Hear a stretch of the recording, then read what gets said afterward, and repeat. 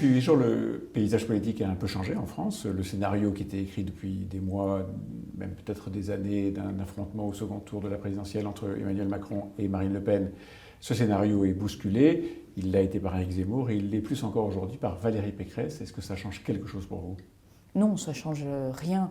D'abord, il est logique qu'en sortie de primaire, le candidat, quel qu'il soit, ait un effet boost. On l'a vu dans les primaires de 2017.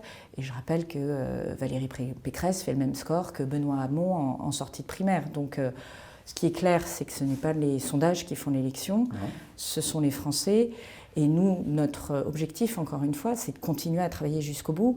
Et on ne manque pas ni de résultats, ni d'action, ni de projet. Mais Valérie Pécresse n'est pas une adversaire plus redoutable que soit une Marine Le Pen, soit un Éric Zemmour, qui sont assez faciles à, j'allais dire presque à caricaturer dans un combat politique. J'en suis pas persuadée. J'en suis pas persuadée. Pas plus redoutable. Je crois même qu'il faut être extrêmement vigilant sur l'ensemble des projets que porte chacun des candidats.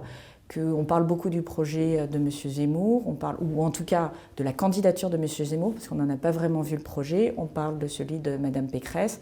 N'oublions pas que Mme Le Pen a aussi une vision pour la France et que cette vision est le contraire de ce qu'il faut faire pour la France.